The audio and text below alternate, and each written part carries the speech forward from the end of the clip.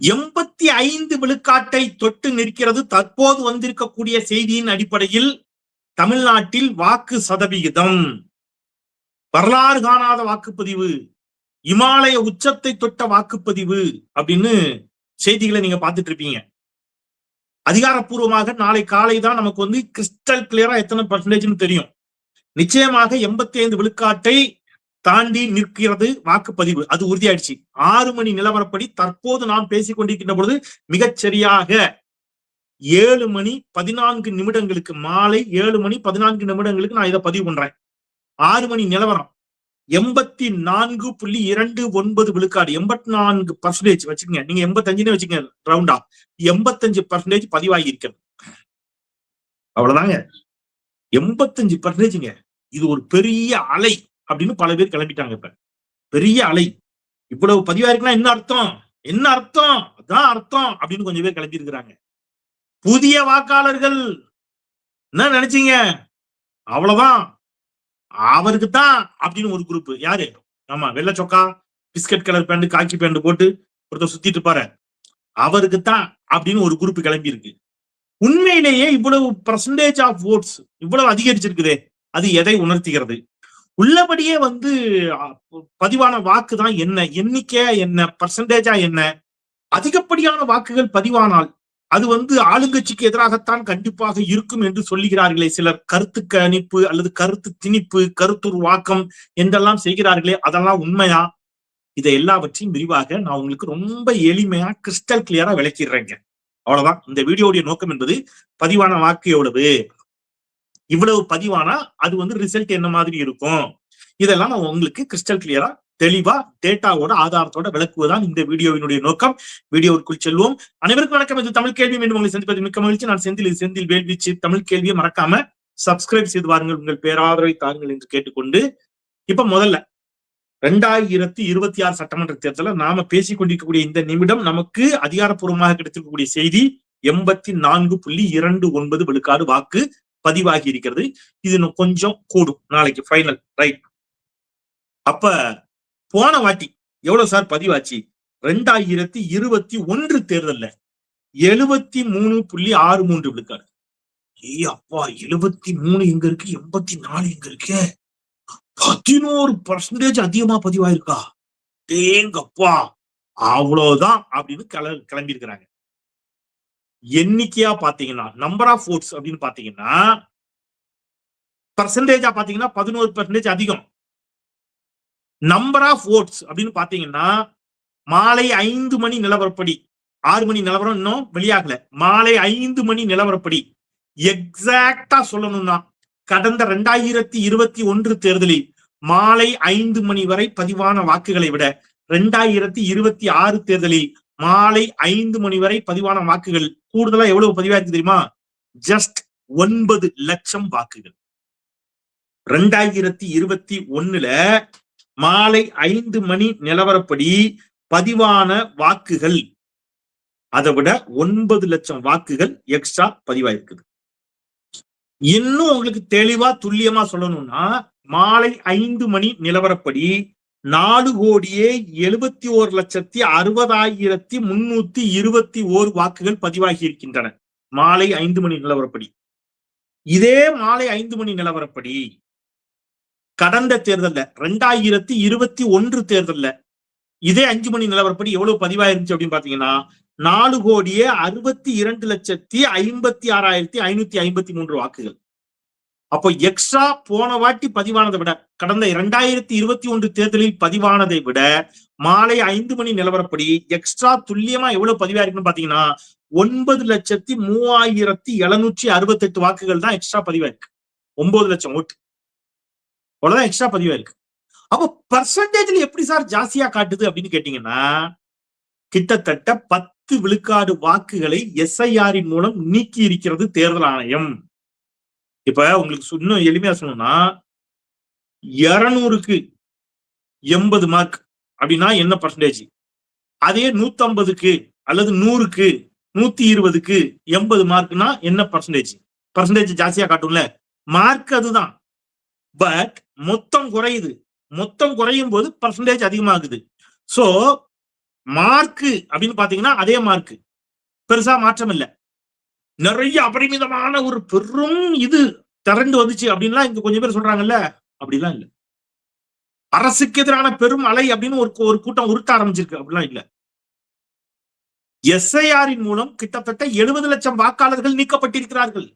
70 லட்சம் வாக்காளர்கள் நீக்கினதுனால நமக்கு மொத்த வாக்காளருடைய எண்ணிக்கை குறையும் போது பதிவான வாக்குகளை சதவீதத்தில் கணக்கிடும் போது அதிகமாக இது நமக்கு காட்டுகிறது, தோற்றமளிக்கிறது.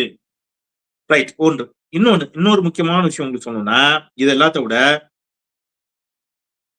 இதற்கு முன்பு இந்த தேர்தல்கள்ல இந்த மாதிரி எக்ஸ்ட்ரா பதிவானதே கிடையாதா சார் ஓட்டு அப்படின்னு பாத்தீங்கன்னா, எல்லா தேர்தல்களையும் எக்ஸ்ட்ரா பதிவாயிருக்கு. இப்ப கூட சொல்றேன், மாலை 5 மணி நிலவரப்படி 9 லட்சம் ஓட்டு எக்ஸ்ட்ரா பதிவாயிருக்கு. நீங்க நாளைக்கு ரிசல்ட் வரும்போது இது இன்னும் கூடும். தாராளமா இது 25-30 லட்சத்தை தாண்டினா கூட ஆச்சரியம் இல்லை. சாதாரணமா ஒரு 30 லட்சம் ஓட்டு எக்ஸ்ட்ரா பதிவானதாக வந்தால் ஆச்சரியப்படுறதுக்கு ஒன்றும் இல்லை. ஏன்னா இதற்கு முன்பு எல்லா தேர்தல்களிலும் எவ்வளவு ஓட்டு எக்ஸ்ட்ரா பதிவாயிருக்கு அப்படின்னு பாத்தீங்கன்னா, 2006ஆம் ஆண்டு நடைபெற்ற தேர்தல்ல அதற்கு முந்தைய தேர்தலை விட 2001 விட 2006ஆம் ஆண்டு 48 லட்சம் வாக்குகள் எக்ஸ்ட்ரா பதிவாயிருக்கு. எவ்வளவு? 48 லட்சம். அதுக்கு அடுத்த தேர்தல் 2011, நான் ஒன்லி சட்டமன்ற தேர்தலை மட்டும் சொல்றேன். 2011 சட்டமன்ற தேர்தல்ல 40 லட்சம் வாக்குகள் எக்ஸ்ட்ரா பதிவாச்சு. இப்ப 2011 தேர்தலில் 40 லட்சம் வாக்குகள் எக்ஸ்ட்ரா பதிவாயிருக்கு. 2016ல 64 லட்சம் வாக்குகள் எக்ஸ்ட்ரா பதிவாயிருக்கு. எவ்வளவு? 64 லட்சம். 64 லட்சம் வாக்குகள் பதிவாயிருக்கு அப்படின்னா, அப்ப அன்னைக்கு யாரும் என்ன செய்யல, அவ்வளவுதான் பெரிய இது ஆட்சி மாற்றம் உறுதி அப்படின்னு அன்னைக்கு யாரும் பேசல. 2016ல மீண்டும் அதிமுக ஆட்சியை தொடர்ந்துச்சு. 64 லட்சம் வாக்குகள் எக்ஸ்ட்ரா பதிவான பிறகும் அஇஅதிமுக ஆட்சி தான் தொடர்ந்தது. காரணம் என்ன அப்படின்னு கேட்டீங்கன்னா, மக்கள் நல கூட்டணி அரசுக்கு எதிரான வாக்குகளை கணிசமா பிரிச்சுது. அப்படி இருந்தும் மிக சொற்ப வாக்குகள் வித்தியாசத்துல, மிக மிக சொற்பமான வாக்குகள் வித்தியாசத்துல ஒரு விழுக்காட்டுல திமுக ஆட்சி அமைக்கும் வாய்ப்பை இழந்தது அந்த தேர்தல். சரியா? சோ அரசுக்கு எதிரான வாக்குகள் என்ன ஆச்சு? பிரிஞ்சுது அந்த எலெக்ஷன்ல. இப்ப 2016ல 64 லட்சம் வாக்குகள் எக்ஸ்ட்ரா பதிவாயிருக்கு. 2021ல 26 லட்சம் வாக்குகள் தான் எக்ஸ்ட்ரா பதிவாயிருக்கு. அதுல 64 லட்சம். ஆனா 2021ல வெறும் 26 லட்சம். ஆனா 3 விழுக்காடு வித்தியாசத்துல திராவிட முன்னேற்ற கழக கூட்டணி ஆட்சி அமைச்சது. அப்ப இந்த இந்த கணக்கீட்டை வச்சுக்கிட்டு இவங்க ஒரு உருட்டுறாங்களே கொஞ்சம் பேரு, 4ஆம் தேதி வரைக்கும் அவங்களுக்கு ஒரு சந்தோஷம். இவ்வளவு அதிகமா பதிவாயிருக்கு, அவ்வளவு அதிகமா பதிவாயிருக்கு, இதை இப்படி சீர்தூக்கி பார்த்தால் அப்படி சீர்தூக்கி பார்த்தாலும் சொல்லிக்கிட வேண்டியதான் ஆளாளுக்கு. சரியா? நான் இப்பொழுதும் சொல்லுகிறேன், நல்லவை எல்லாத்தையும் எப்பவும் மாத்தணுங்கிற கட்டாயம் இல்லைங்க. நல்லது தொடரும், நல்லவை தொடரும். அது இயற்கை நேதிதான். சரியா? ரைட். இப்ப 26 லட்சம் வாக்குகள் போன முறை எக்ஸ்ட்ரா பதிவாச்சு. இந்த முறை 30 லட்சம் வாக்குகள் எக்ஸ்ட்ரா பதிவானாலும் ஆச்சரியம் இல்லை. சரியா? கிட்டத்தட்ட நான் சொல்லிட்டேன் புதிய வாக்காளர்கள் எவ்வளவு பேர் சேர்ந்திருக்கிறாங்கன்னு. இன்னும் ஒருபடி மேல போய் சொல்லணும்னா, 18 வயது முதல் 19 வயது, 18 to 19 கரெக்டா அந்த புது வாக்காளர்கள் சொல்றாங்கல்ல, அவங்க மட்டும் எத்தனை லட்சம் பேர் தெரியுமா? அவங்களுக்கு எக்ஸாக்டா நான் வயது வாரியா சொல்றேன். 18 வயது முதல் 19 வயது வரை உள்ள வாக்காளர்கள் 14,59,039 பேர். எவ்வளவுங்க? 14,59,039 பேர். 18ல இருந்து 19 அந்த ஒரு வயசு அப்ப என்ரோல் பண்ணவங்க. அப்ப மொத்த வாக்காளர்கள், புதிதாக சேர்ந்த வாக்காளர்கள்ல கிட்டத்தட்ட 14 லட்சம் பேர் புது வாக்காளர்கள். கூட ஒரு 6 லட்சம் பேருக்கு மேல என்ன செய்றாங்க, ஏற்கனவே 18 வயதை கடந்தவர்கள் சேர்க்க முடியாம இருந்தவங்க சேர்த்திருக்கிறாங்கன்னு அர்த்தம். அப்போ எப்படி இந்த கணக்கு எனக்கு புரியவே இல்லை. புதிதாக ஒரு 14-15 லட்சம் வாக்காளர்கள் 18 வயதுல வர்றாங்க. 18 வயதை கடந்த வாக்காளர்களும் கொஞ்சம் என்ன செஞ்சிருக்கிறாங்க, தங்களை இந்த முறை சேர்த்திருக்கிறாங்க. 20 லட்சம் வாக்காளர்களுக்கு மேல் புதிதாக வந்திருக்கிறார்கள். மாலை 5 மணி நிலவரப்படி 9 லட்சம் வாக்கு தான் எக்ஸ்ட்ரா பதிவாயிருக்குது. அப்புறம் இதுவரை இல்லாத வகையில் எல்லோரும் கிளம்பி போயிட்டாங்க. கிளாம்பாக்கம் பேருந்து நிலையத்தில் இருந்து அப்படியே கிளம்பி சென்றார்கள். கிளாம்பாக்கம் பேருந்து நிலையத்தை கட்டி கொடுத்தது திராவிட முன்னேற்ற கழகம் தான். அவன் பஸ் ஸ்டாண்ட் பாத்துருக்க மாட்டான். ஏ அப்பா என்னடா பஸ் ஸ்டாண்டா ஏர்போர்ட் ஆடாடு எத்த தண்டி. ஏ அப்பா ஸ்டாலின் என்னப்பா இவ்வளவு பெரிய பஸ் ஸ்டாண்டு கட்டி இருக்கிறாரு, பாத்துட்டு மனசாட்சியோட போய் ஓட்டு போடுவாங்கல்ல. அல்ல எதுக்கு சொல்றேன்னா, அந்த திரை நடிகருக்கு இன்னைக்கு உடுத்து இருக்குல்ல ஒரு குரூப், ஆனா அவங்களுக்கு தோல்வியே வந்துருச்சு தெரியுமா? அதனால இன்னைக்கு ஆரம்பிச்சிட்டாங்க, எங்களுக்கு பஸ் விடல. எதை சொல்லேன் உங்களை நான் ஒண்ணு சொல்லட்டுமா? உங்களை நேரடியா கொண்டு போய் எலெக்ஷன் வைக்கப்படாடா, உங்களை கொண்டு போய் முதலமைச்சரா உட்காந்து வச்சாதான் நீங்க சும்மா இருப்பீங்க, நிம்மதியா இருப்பீங்க. அப்ப கூட நீங்க நினைச்ச மாட்டீங்க. கையெழுத்தெல்லாம் போடணுமா? கையெழுத்து போட்டா கை வலிக்குமே அப்படிம்பீங்க. அந்த மாதிரி குரூப் நீங்க. எதை சொல்ல அது சரியில்லை. இந்த ஆடத் தெரியாதவங்க தெருக்கோணல்னு சொன்னாங்களாம் அப்படின்னு ஊர்ல ஒரு பழமொழி உண்டு. அந்த மாதிரிதான் அவங்க கதை. இப்ப நான் எழுதி தரேன், இன்னைக்கு டேட்டை போட்டு சொல்லுங்க, எலெக்ஷனுக்கு அப்புறம் சொல்லுவானுங்க பாருங்க. ஐயோ அன்னைக்கு மட்டும் பல பேரை திட்டம் போட்டு இப்படி பண்ணிவிட்டாங்கிற மாதிரி கிளப்பிடுவாங்க. அதுக்கு இன்னைக்கே சொல்லி வச்சிருக்கிறது. ரிசல்ட் 4ஆம் தேதி வருது. வர்ற வரைக்கும் இவங்க எல்லாரும் இது போல் பேசிக்கொள்ள வேண்டியதுதான். சரி, நான் இன்னும் ஒருபடி மேல போய் சொல்றேன். விஜய் போட்டியிட்ட தொகுதியில, ஏன்னா நம்ம இவங்க சொல்றாங்கல்ல, அப்படியே சாறையாக முதலமைச்சர் வேட்பாளராக களத்துல 4 பேர் இருக்கிறாங்க.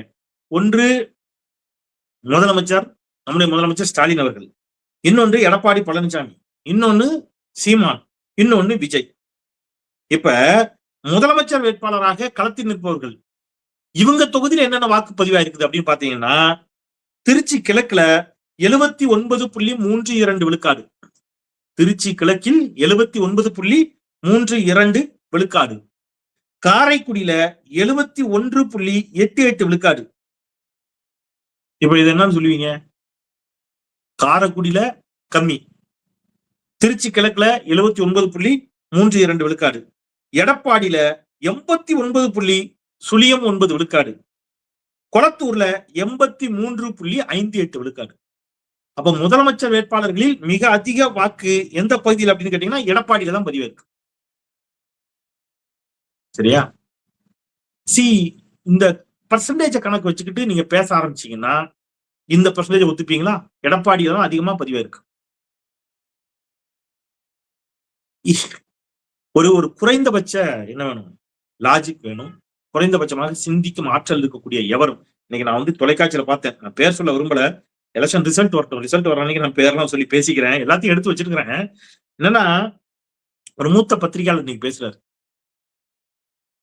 அவர் சொல்றாரு, வரலாறு காணாத ஒரு வாக்குப்பதிவு இது, இவ்வளவு பெரிய வாக்குப்பதிவை என்னுடைய சர்வீஸ்ல நான் பார்த்ததே இல்லை. இது எப்படி பத்திரிகையாளரா இருந்தாரு எனக்கு தெரியல. இளம் பத்திரிகையாளர்கள் உட்கார்ந்து கணக்கு போட்டு தெளிவா சொல்லிட்டாங்க. இவரு மூத்த பத்திரிகையாளரா டிவில பேசுறாரு, இன்னைக்கு தொலைபேசியின் வழியாக வந்து ஒரு மூத்த பத்திரிகையாளர் பேசுறாரு. இது எதை குறிக்கிறது என்றால் இது அதைத்தான் குறிக்கிறது அப்படின்னு சொல்லிட்டாரு. அந்த அதை எதை அப்படிங்கிறது உங்களுக்கே தெரியும், நான் சொல்ல விரும்பல. ரொம்ப இப்ப இதை விட காமெடி நீங்க அப்படி பாத்தீங்கன்னா வெஸ்ட் பெங்கால்ல 90 விழுக்காட தாண்டி போயிடுச்சு. இப்பவே வெஸ்ட் பெங்கால்ல 90 விழுக்காட தாண்டி போயிடுச்சு. இன்னொன்னு சொல்லட்டுமா? நீங்க உங்க லாஜிக்கு வர்றேன், அதிகமான வாக்குகள் பதிவாகுது அப்படின்னு சொன்னா இப்ப கொங்கு மண்டலத்துல தான், மேற்கு மண்டலத்துல தான் அதிகமான வாக்குகள் பதிவாகுது. கரூர், காங்கேயம், திருப்பூர், அங்கதான் அதிகமான வாக்குகள். இப்ப கொங்கு மண்டலம் தான் யாருக்கு வந்து கொஞ்சம் கணிசமான வாக்குகளை தந்த பகுதி. கடந்த காலங்கள்ல அஇஅதிமுக பாஜக கூட்டணி வட மாவட்டத்துல, தென் மாவட்டத்துல, டெல்டா மாவட்டத்துல, மேற்கு மாவட்டத்துல, இங்க எங்க அதிகம் வலுவா இருக்காங்கன்னு கேட்டீங்கன்னா மேற்கு மாவட்டத்துல தான் எல்லாருக்கும் தெரியும். அப்ப மேற்கு மாவட்டத்தில் அதிகமான வாக்கு பதிவாகுது அப்படின்னு எடுத்துக்கிட்டீங்கன்னா மேற்கு மாவட்டத்தில் யாருடைய ஓட்டு அது பிரிச்சிருக்கும்? அப்படி ஒரு கணக்கு வந்தீங்கன்னா ஒரு வாதத்துக்கு வருவோம். அரசுக்கு எதிராக மக்கள் வந்து ஒருவேளை அப்படி வாக்களித்தார்கள், அது மேற்கு மாவட்டத்துல அதிகமா வாக்களிச்சிருக்கிறாங்கன்னு எடுத்துக்கிட்டீங்கன்னா மேற்கு மாவட்டத்துல அதிகமாக அரசுக்கு எதிரான வாக்குகளை வாங்கினது யாரு? அதிமுக கூட்டணி. அப்ப மக்கள் அதிகமா வந்து வாக்களிச்சிருக்கிறாங்கன்னா அங்க வந்து அவருக்கு நம்ம வெள்ளச்சட்டை காக்கி பேண்ட் குரூப்புக்கு ஓட்டு போட்டிருக்காங்கன்னு வச்சுக்கிட்டீங்கன்னா அது என்ன அர்த்தம்? ஓட்டு பிரிஞ்சிருச்சுன்னு அர்த்தம். அப்ப மேற்கு மாவட்டத்துல அதிமுகவுக்கு இழப்பு ஏற்பட போகிறது என்று இந்த குரூப் எல்லாம் ஒத்துக்க போதா? இந்த மூத்த பத்திரிகையாளர்கள் சிலர் தொலைபேசியின் வழியாக இன்னைக்கு ஒரு சில தொலைக்காட்சிகளில் பேட்டி அளித்தார்கள். நான் எல்லாரும் குறிப்பிடல, யாரும் குறிப்பிடுறேன்னு சொல்றவங்களுக்கே தெரியும். நான் என்னுடைய துறை சார்ந்த சீனியர்ஸ் நான் மதிக்கிறேன், அது வேற, அதை தனியா விட்டுருங்க. நான் விமர்சனம் வைக்கக்கூடிய மூத்த சீனியர் ஜேர்னலிஸ்ட் வரைக்கும் எனக்கு மரியாதை உண்டு, அதை விட்டுருங்க. தனிப்பட்ட முறையில் நான் மதிக்கிறேன். அப்படி சொன்னாங்கல்ல, அப்ப இந்த லாஜிக் எல்லாம் எங்க கொண்டு வைப்பாங்க? அப்போ என்னன்னா, இவ்வளவு நாளா எல்லாரும் என்ன செஞ்சிருக்கிறாங்க, இவங்களுக்கு ஏன் தெரியுமா, நாட் ஓன்லி செந்தில்வேல், ஏன் எங்களின் மீது செந்தில்வேல் மட்டுமல்ல, நான் இப்ப பேர சொன்னா என் நண்பர்களுக்கு எல்லாம் சிக்கல் வந்துடும். தொலைக்காட்சிகளுக்குள் வேலை பார்க்கக்கூடிய என்னுடைய நண்பர்களையும் சேர்த்து சொல்றேன். ஏன் இந்த அந்த காலத்து மூத்த பத்திரிகையாளர்களுக்கு எல்லாம் எங்களை போன்றவர்களின் மீது, நான் வெளியில வந்துட்டு அதனால தைரியமா சொல்றேன், உள்ள இருக்கிறவங்களுக்கு சிரமத்தை கொடுக்க விரும்பல. அவங்க பேரை நான் சொன்னா அது அவங்களுக்கு சிரமம், அதுக்காக சொல்றேன். அவர்கள் உள்ளிட்ட என்ன மாதிரி இப்ப உள்ள இருக்கக்கூடிய சக தோழர்கள், நெறியாளர்கள், இவங்க எல்லாருமே மிக துல்லியமாக இப்ப நான் சொன்னேன்ல, இந்த ரிப்போர்ட்டை கணித்து தொலைக்காட்சியில சொல்லிட்டாங்க. இவர்களின் மீது எங்களின் மீது ஏன் இந்த அந்த காலத்து மூத்த பத்திரிகையாளர்களுக்கு ஒரு கோபம்னா, எங்களுக்கும் அவர்களுக்கும் இருக்கக்கூடிய நூலிலே வேறுபாடு தான். இதுல என்ன இவங்களுக்கு கடுப்புன்னா, இவங்கதான் புத்திசாலி அப்படிங்கிற மாதிரி ஒன்ன செட் பண்ணி வச்சிருந்தாங்க பல காலமா. அதை உடைத்து கருப்பா இருக்கிறவனும் புத்திசாலி தான், கிராமத்துல இருந்து வர்றவனும் புத்திசாலி தான், விவரமா பேசுவான் என்பதை டேட்டாவோடு நிரூபித்து கேள்வி கேட்க தொடங்கியவுடன் இவர்களுக்கு எல்லாம் கடுப்பு எங்க பேர்ல. ரைட், இருக்கட்டும் சார். அப்பார்ட் ஃப்ரம் திஸ், மக்கள் தீர்ப்பு எதுவாக இருந்தாலும் எல்லாரும் ஏற்றுக்கோ போறான் இல்லையா? அதான உண்மை. மக்கள் தீர்ப்பு எதுவாக இருந்தாலும் எடப்பாடியும் ஏற்றுக்க போறாரு, ஸ்டாலின் அவர்களும் ஏற்றுக்கொள்ள போகிறார், வெள்ளச்சட்ட காக்கிப்பேட்டை குரூப்பும் ஏத்துக்கிட்ட போகுது இல்லையா? எல்லாரும் அதான் ஏத்துக்க போறாங்க. அப்ப இதுதான் மக்கள் தீர்ப்பு என்றால் எல்லாரும் ஏற்றுக்கொள்ள போகிறார்கள், அது வேறு. ஆனா அதுக்கு இத காரணமா காட்டி நீங்க ஒண்ணு சொல்றீங்கல்ல, இந்த வாக்கு சதவிகிதம் இப்படி போனதால் அது அப்படி போகும் என்று சொல்லுகின்ற பொழுது, இந்த வாக்கு சதவீதம் இதற்கு முந்தைய தேர்தல்களில் இப்படி போயிருக்கிறது, ஆனா அப்படி எல்லாம் நடக்கல அப்படிங்கிறத நான் சொல்வதற்காகத்தான் இதை நான் பேசுறேன், வேற ஒண்ணும் இல்லை. இப்ப நீங்க அதிகபட்ச வாக்கு சதவீதம் அப்படின்னு பாத்தீங்கன்னா மேற்கு மாவட்டங்கள், குறைந்தபட்ச வாக்கு சதவீதம் பாத்தீங்கன்னா பாளையங்கோட்டை, குளச்சல், காரைக்குடி, மதுரை மத்தி, நாகர்கோவில், இதெல்லாம் குறைந்தபட்ச வாக்கு சதவீதம். ஏன் இங்கெல்லாம் குறைஞ்சது அப்படின்னு சொல்லிக்கிற பொழுது, நான் யூகிப்பது, இது சரியான காரணம்ட்டு நான் அடிச்செல்லாம் சொல்லல, ஆமா இதுதான் காரணம் நான் சொல்ல, நான் யூகிக்கிறேன். பொதுவா பாத்தீங்கன்னா இப்ப எனக்கு திருநெல்வேலி மாவட்டம் உங்களுக்கு தெரியும், தென் மாவட்டங்கள்ல இருந்து அதிகமா வெளிநாடுகள்ல இருப்பாங்க. குறிப்பா பாளையங்கோட்டை பகுதிகள் பரவலாக இஸ்லாமிய கிறிஸ்தவர்கள் நிறைந்த பகுதி, நிறைய பேர் வெளிநாட்டுல இருப்பாங்க. இப்போ பாளையங்கோட்டையா இருக்கட்டும், குளச்சலா இருக்கட்டும், குமரி மாவட்டத்துல இருந்து நிறைய பேர் ஃபாரின்ல இருப்பாங்க. அது மாதிரி காரைக்குடி பகுதியிலும் உங்களுக்கு தெரியும், வெளிநாடுகள்ல இந்த பகுதியில் இருக்கக்கூடியவர்கள் வெளிநாடுகளில் இருப்பார்கள். ஒருவேளை அவர்கள் வந்திருப்பதற்கு வாய்ப்பு இல்லை. அதுவும் இப்ப இந்த அரபு நாடுகள்ல நிறைய பேர் இருப்பாங்க. இந்த போர் சூழலால் ஒருவேளை அவர்களுக்கு விமானம் கிடைத்திருக்காது, அவர்கள் வர வாய்ப்பு இருந்திருக்காது. ஒருவேளை கூட அதனால கூட குறைஞ்சிருக்கலாம் நான் யூகிக்கிறேன். இதுதான் ரீசன் நான் சொல்லல, இது ஒருவேளை ரீசனா இருக்கும் அப்படின்னு நான் யூகிக்கிறேன். இது ஒருவேளை காரணமாக இருக்கக்கூடும் என்று நான் நினைக்கிறேன்.